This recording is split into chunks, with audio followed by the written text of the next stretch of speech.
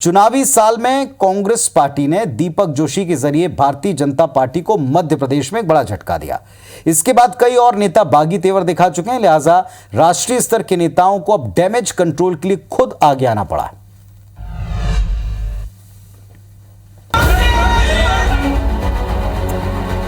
मध्य प्रदेश में दीपक जोशी के झटके के बाद सत्यनारायण सत्तन, भंवर सिंह शेखावत और अनूप मिश्रा की नाराजगी खुलकर सामने आ गई है। हालात हाथ से निकले उसके पहले बीजेपी के केंद्रीय नेतृत्व ने मोर्चा संभाल लिया है। भाजपा नाराज नेताओं के अलावा स्थानीय पदाधिकारियों का फीडबैक भी ले रही है ताकि वक्त रहते पार्टी की गुटबाजी को थाम सकें।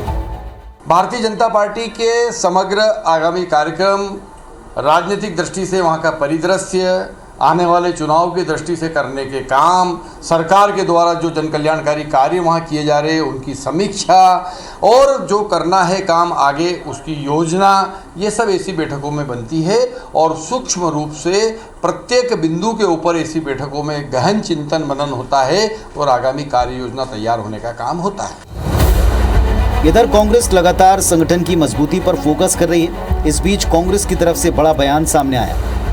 यदि कोई व्यक्ति पार्टी छोड़कर जाता है तो उसकी वापसी पर शीर्ष नेतृत्व विचार कर सकता है, मगर जो बिका हुआ है उसके लिए कांग्रेस के दरवाजे बंद होंगे। ये एक कार्यकर्ता की आवाज है। इन दावों में सच्चाई है तो आखिर वो कौन से नेता हैं जो बीजेपी से फिर वापस कांग्रेस में शामिल होना चाहते हैं? सवाल ये है, क्या बीजेपी खामोश रहेगी या वो भी भीतर खाने कोई बड़ी प्लानिंग में जुटी?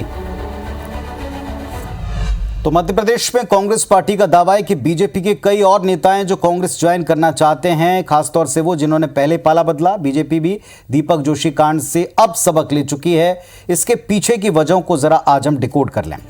राजनीति में कहा जाता है कि हर पॉलिटिकल मूव के कुछ फायदे और कुछ नुकसान होते हैं जो वक्त आने पर परिलक्षित होते ही दिखते ही।